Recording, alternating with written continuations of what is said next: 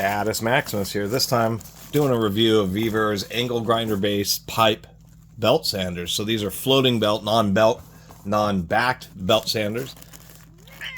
And they are for sounding curved and round objects. They use a standard belt size of 1.5 inch by 30. Cat likes the box. Originally I said I was going to be willing to do 2 videos because we have basically 2 of the same thing, but they sell it as just an accessory, a universal accessory to work with any old angle grinder. And it's actually 40 bucks. It comes with a few belts. It actually comes with 10 basic belts. And then we have it comes with a bag of all these adapter collars. We have our slide handle and our primary drive wheel, which just threads onto the angle grinder. Drive wheel is billet aluminum with a... Actually, it seems like it's more of a silicone base rather than a rubber based drive compound or friction compound. And of course, a little booklet and the unit itself. We'll unbox the other one. So I'm doing both of these in the same video, mainly because Vevor needs to get their price consistency issues between their main website and their Amazon store. And that's part of how I've been getting these. This is a free promotional product. Both of these were. It is only 40 bucks for this one. That's the universal kit, and it actually comes with the unit, a bunch of different collars for various sanders or grinders, and of course 10 belts. And it's the same price on Amazon or on Vevor's corporate website. It is the Amazon division. And so part of the stuff that they've been sending me is it's like 2 different arms that really seem to operate like totally independently, i.e. the Amazon arm of Vevor sends me promotional products that are different from what the corporate does. And so corporate hasn't sent me stuff in a while, probably because I'm not getting good enough return on my cheesy videos. But the Amazon one has, and they sent me that ice cream maker and that metal cutting chop saw. So these appear to be nylon wheels. They are actually slightly curved to help keep the belt centered in the wheel, as well as having 2 guides. We just have a clock spring. You probably want to periodically oil the elbow. And so the belt is suspended between these, or the 3 points. And I'll show that in a minute. We have a little guard here. Of course, where the side handle goes. So for 40 bucks, that's generally what I'm going to recommend, is just use your own grinder. And part of the issue, and where the pricing is, or I have a pricing issue, is that they also have this kit, which if you're buying one of these, a big kit like this is actually a good place to start, because this is the 100 belt kit. And it also includes the grinder. But on Amazon, it's 170 with free shipping. On Vevor's own website, it's like 208. So that's the issues. Is the adapters is the same price between both sites. This big kit is actually like $35 cheaper on Amazon. And then they have a basic kit which comes with the grinder and just 3 belts, which is cheaper on Vevor's website. So it's just a little bit funky. So we have a bunch of blue belts, which appear to be slightly higher quality than these tan belts. I believe all these belts are going to be aluminum oxide. I don't think they included any silicon carbide belts, but they may have. We'll see in a minute. But anyway, you just get a huge number of belts and a wide variety of grits, so that you can get one of these tools and have enough belts to do some projects and really decide if it's something that you really want to continue to use and keep or not. And I kind of like it when they do this, because it's just a nice option to be able to get a kit like this. But I just think it's they're charging a lot for the belts, and kind of makes sense. It's essentially the same kind of kit, just supplying their own angle grinder, which I think is like a 9 amp. Just absolutely tons of these coarse belts. Those are 80 grits. That's a 60 grit. That'll remove rust pretty quickly. Do these have directional arrows on them? These belts are not. I mean, there's actually a lip there at the seam instead of being taped and smooth. It won't be a big deal, but that's something you'll actually feel as the... Yeah, this is kind of strange how they've kind of like press the belt together. I don't know exactly how they've done that, but you may notice that these, of course, aren't the best quality belts, but I'm looking for a directional arrow. Oh, they do have directional arrows on them. You want to pay attention to that, because if you run a belt backwards, usually it's not a problem, but sometimes the seam can become delaminated if you run them backwards, and of course the belt will fly off. Yeah, they have some something weird going on with the seams. This is like a whole bunch of fine belts that looks like it's about 20 or 30 of them. And that's kind of the deal with this kit. Now it comes with the very, well, they got these belts jammed in here. The very same adapter that we had just shown you, although oddly enough this does not have a sticker on it.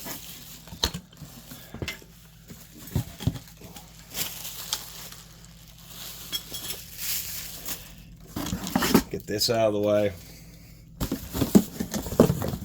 And then here's our angle grinder. It advertises itself as 900 watts, or excuse me, 1100 watts at 120 volts. That would make it a 9 amp grinder. It actually has some weight to it, to tell you the truth. It is a variable speed grinder, the one that comes with the kit, and that is actually a lot handier with belt sanders, because there's many times when, especially with the velocities of angle grinders, the small 4.5 inch angle grinders you're going to be using these or kits with, or 10 to 12,000 RPM, and that's pretty fast. So it's really nice to be able to slow it down, because on many times it'll actually allow your belts to last longer. And oh wow, 1100 to 3200 RPM. So this is an extremely that may explain why this grinder is so much, why they're charging so much for it, is this actually has custom gearing. 3200 RPM is very slow. They must have a polisher or something that also uses this motor, because angle grinders, of course, are anywhere from, big 9 inch will be 5,000 RPM. But they're very fast, of course, up to 10 to 12,000. Disc sanders tend to be, and things of that nature tend to be max speed around 5,000 RPM, and polishers tend to be max speed of around 3,500 RPM.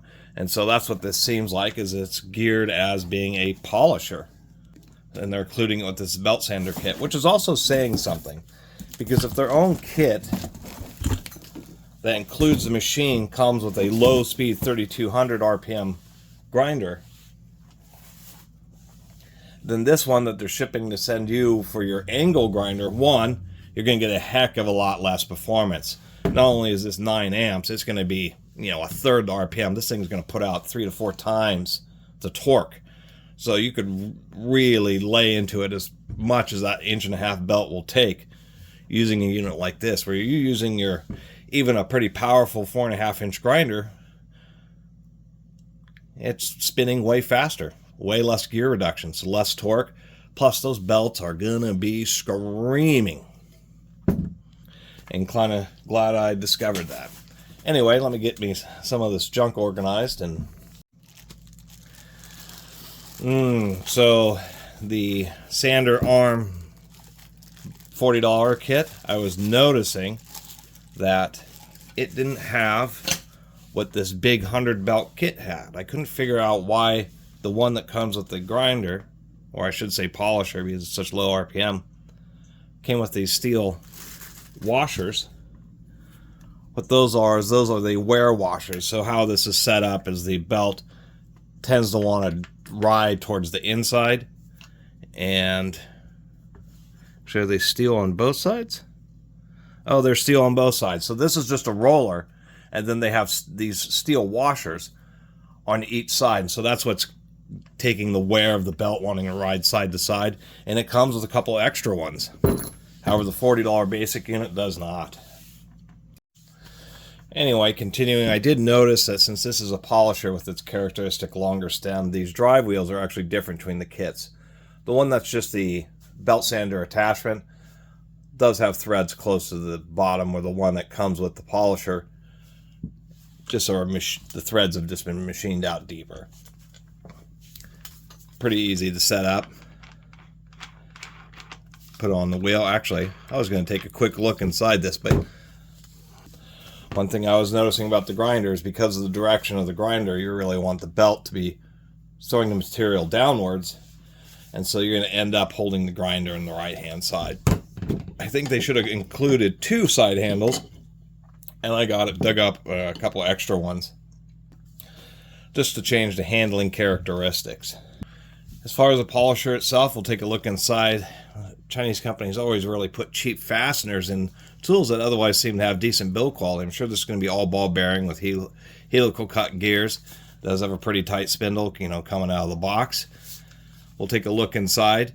It is electronic. I mean, we have panels to easily access the brushes. I mean, and this thing is surprisingly dense.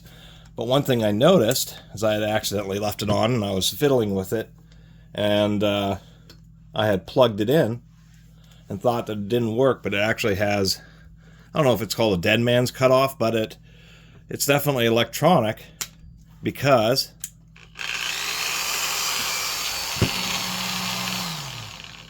it will sense if it's plugged in or if it's turned on while it's plugged in, and it won't activate. That's a surprisingly nice feature to have on a power tool, to tell you the truth. And we do have a variable speed.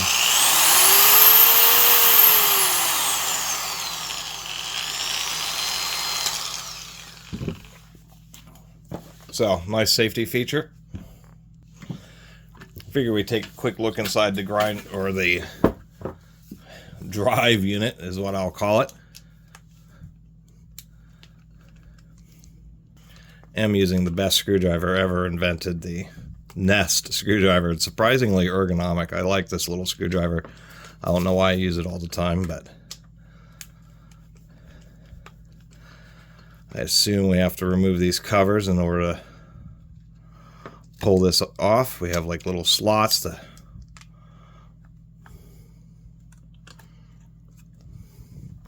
pop them out, and it actually appears that you wouldn't need to remove the covers to actually pull the back portion of it off, but it's pretty standard fare here. At least it's a halfway decent all metal brush guide, dedicated wire, clock spring. This is just like a standard in almost all angle grinders and tools where they need to have tight fitment of the brushes. It's a reliable system, and having the dedicated wire ensures good conductivity and just a simple screw holding it in. And here's our electronic controller, traditional angle grinder push button switch. That actually appears to be a pretty standard one that you could probably get from a Bosch or Makita or something like that.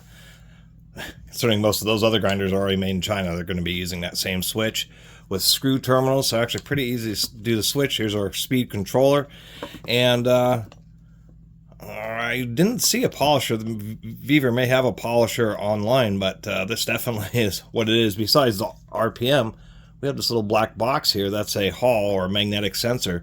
So it isn't like a coarse kind of load sensing where you start sanding and then it will apply more power. This is just like any nice polisher, where it's actually detecting the RPM of the motor and providing a much more precise feedback-based constant speed. So this unit is pretty great. And as far as, you know, ticking a lot of boxes, don't know exactly how long, quote-unquote, it would last, but, you know, dead man switch and sensor-based speed control. You know, what else can you ask for? And it's even true, it's all PA6 GF30, so that's glass-filled or fiberglass reinforced nylon, just like other power tools. So we'll take a quick look at the gears here and maybe get a little extra grease if it needs it. And these little brush covers are pretty tight. Anyway, we'll see what we have for gears. There is a little gasket there to help keep the grease from wanting to leak out quite as badly. Pretty fine teeth, but that makes sense because this is geared down to a much lower speed. A real small spindle gear, but they are helical cut bevel gears. And we can see the kind of tapered shape known as a beehive. We do indeed have a needle bearing on top, so it is all ball needle bearing. You can see how transparent that is, like a lithium grease with almost no additive, but they put quite a bit in there, so it just won't have such a great lifespan. You'll want to check the grease after first, you know. If you've used it a bunch, definitely replace that grease. Did do one little upgrade. These kind of screws, I mean, it's just weird the way, how much expense would be spent on a tool like this with all the electronic controls and higher quality materials, and that the way they try to compete is, or not try to compete, but it's just like for the rest of the tool, it just seems so odd that they would, for the tiny amount of relative savings, they'd use such cheap fasteners. These seem like the kind of Phillips head screws, although I will note, kind of hard to see. Come on, this thing doesn't zoom very well. We actually have a little dot. Those are JIS screws. There's like this big, I guess, kind of a debate over JIS, and when you see a screw head that actually has that little dot, the Japanese industrial standard for Phillips head screws, it just has a slight geometry difference than traditional Phillips, and that little dot is what denotes that. Seem like terrible screws. Split washers are notorious for, because of the split, that they kind of want to get loose.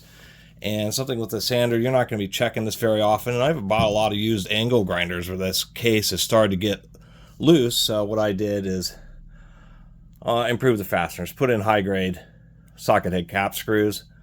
And almost all the times that I've run into tools, or just about everything, for how deep they thread the holes, they always choose like the next size shorter fastener. And so, and you know if you're threading a fastener into a hole that hasn't had threads, because it gets real tough. But I put slightly longer fasteners in. The holes were easily threaded deeply enough. And these wider washers are, one, solid, and two, they happen to fit perfectly in these little recesses here. So a simple little upgrade that will ensure that there's never any issues with the gearbox. So due to the fact that you're either going to be either on top or on the side, try to rotate this down as much as possible. That way the motor isn't quite sticking out and making it just it just makes it a little bit more ergonomic. But the way they put the bolt, you can only swing it back so far. I mean, the whole reason they're selling these tools is because they're sold as pipe sanders and that type of stuff industrially, and they're ones that are really nice, but they cost like $500. The biggest hassle putting this thing on is, since the tracking is really the angle of this, when you're putting this on, it's really easy to have it be just slightly cockeyed, and you'll really know because the belt will just be really pushing hard on the washers. So if you make sure you get it flat, then at least on the bottom pulley, it always seems to rub a little bit on the upper. But you really got to push on this, or maybe put it down on a table, of course without the side handle, and press on the guard to tighten up this bolt to really make sure that this thing is pushed all the way down and is flat against that surface. And we have it on its lowest speed. And that's just what it is. It's just something that's so you can just work on curved surfaces. They're sold as 6-inch because of the spacing between the wheels, but if you get around a big curved surface, then the wheels will come together. You do have to be careful with these because, of course, the steel guide washers, if you hit the surface with those, they'll leave a nice scratch at a minimum, or a gouge. It just makes it much easier on things that are slightly rounded. You can just sand much more efficiently. Now, if I haven't mentioned enough times in this video, this is 3,200 RPM. This is a polisher, and we'll go ahead and go Maximus speed here.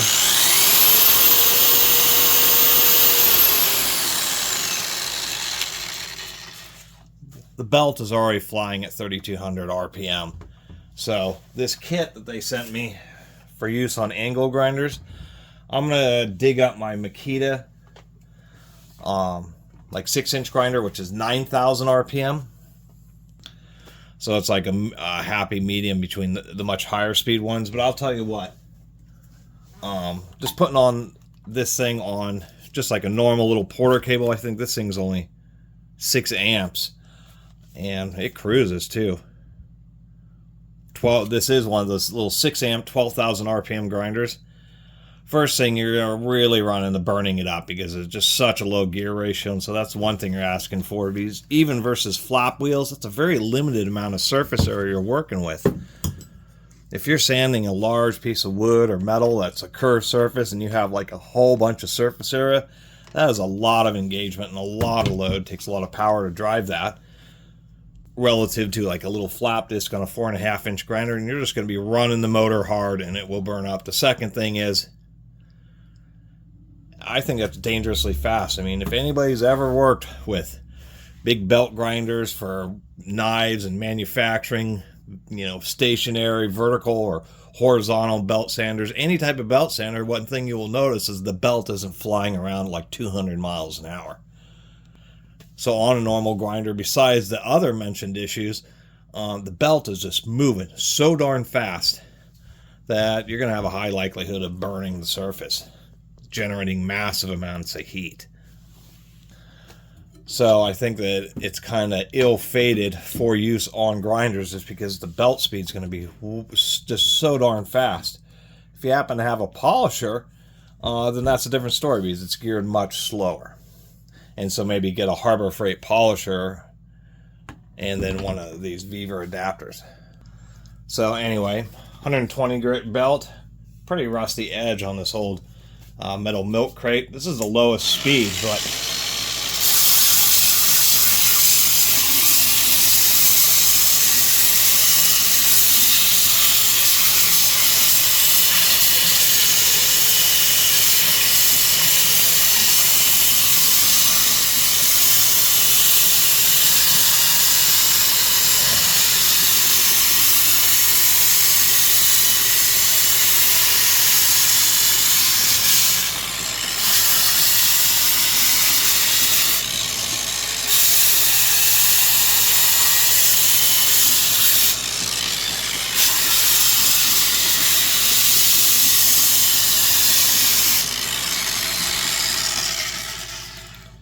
it'll make pretty short work, and that is, I mean, that's going to be the reality. That adapter on an angle grinder, that belt is going to be moving obscenely, just way too fast for a belt.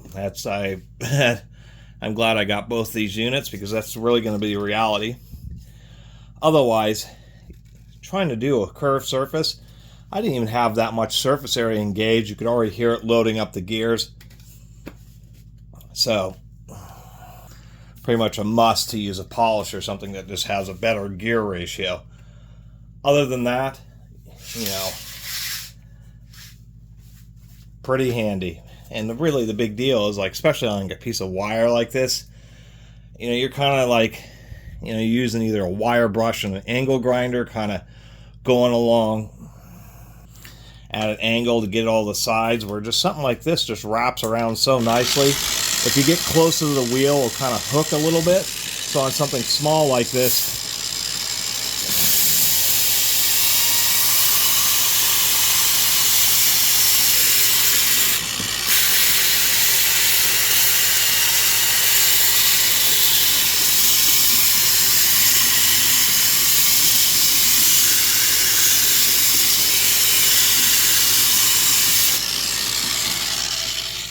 it can be that fast. And that, just that operation there, I was able to catch at least 100 to 120 degrees. Obviously you'll have to wrap around if you're doing something totally circular, but that's the deal with these things. Sorry, this is a long rambling video. Not really rambling, but I kind of like to go into a little more detail and have a conversation with you all. I mean, I was noticing on the grinder here, if we can get some focus, it's actually a UL listed SJO cord. That is 105 degrees Celsius rated, so that's actually a pretty premium power cord. So that's the deal. The little sanding assembly accessory by itself is a good deal for 40 bucks. If you have a, you know, well, the problem with the polisher is the wheel that comes with this is designed for the shorter stem. On angle grinders, and people who really do know about belt sanding in general will know that throwing a belt on something that's going to have on a whatever this drive wheel is, and then maybe put it in perspective, this at its maximum speed of 3200 RPM gives you around 22 miles an hour belt speed, or, you know, somewhere in the range of 1800 feet per minute. On a 10,000 RPM angle grinder, you have a 60 mile an hour belt speed, or like 5,200 feet per minute. And on a 12,000 RPM grinder, that goes up to 6,300 feet per minute, or a 70 mile an hour belt speed. So anybody who's running sanding belts will tell you that 5,000 and 6,000 feet per minute is just a bit fast. And this is 1,800 at its maximum and drops down to, you know, around 600 feet per minute at its low speed. Just gives the sanding paper a little bit more bite and less glazing. Sandpaper lasts longer, and you actually get about as much work done in the same amount of time as you do having the screaming belts. Other than that, wear a mask. Particularly, you know, stationary belt sanders is one thing, but if you're sanding a lot of metal with these, it's a lot of metal dust, and due to its nature, it's just throwing it all in the air, just a big cloud of it. So definitely wear a mask when you're using this, or have a good ventilation. Even if you're outside, have a fan kind of pointing towards you so you just don't end up in a big cloud of the dust that it generates. Other than that, using it to, surprisingly enough, to sharpen things like lawnmower blades, just like turn the mower on its side, can make it real simple to do an on-mower blade sharpening. And once you have a kind of tool like this, and you actually find various ways to put it to use, kind of like those super thin little half-inch, they call them finger file power belt sanders. Those things are also pretty neat. And once you have them, they're real handy. And something like this, just being able to get out of any kind of a curved surface, can be a real time saver. And I guess the only thing, two things, is one, you know, like the Vevor, you know, the Vevor kit's a bit expensive, but they are, you know, for that $170, they are giving you 100 belts, just a mountain of belts, and they're giving you a really nice polishing unit. I think it's only 9 amps, but nonetheless, it is electronic sensor feedback, so true constant variable speed, maintains its speed even if you really load it up. Actually, pretty decent unit. Cheap fasteners. I did upgrade the fasteners, and it's a bit heavy. And of course, storing one of these things, they're just really bulky because you have the whole motor unit coming off and then the whole sanding unit. So that's the other takeaway, is of course it is a pretty large tool. Other than that,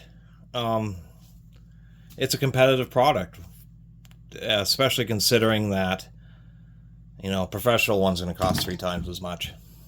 And unless you're really going to put hundreds of hours on the unit, then you're not going to get your value out of an expensive one, especially considering that actually the build quality of this whole thing is actually pretty decent. Of course, it is aluminum. If this is set on a table and it falls off and hits, I mean, it's going to snap this whole mounting system. So it won't take drops, I can tell you that. Otherwise, I like the fact that the big set comes with wear washers. These are washers that if you have I don't know if a Home Depot would have them, but every decent size, I mean, heck, even with like 30 to 50,000 people, you're going to be able to find one of these kind of wide, thin flange washers, or at least order them if you do need extras. And it's kind of nice it's set up like that, because you can just replace the washer and you don't have to worry about replacing the roller or anything like that, which would be maybe a bit harder to get a hold of. And they do use dual rubber sealed ball bearings inside those rollers. Anyway, thanks for watching this really long video. And I appreciate Vevor sending me these units.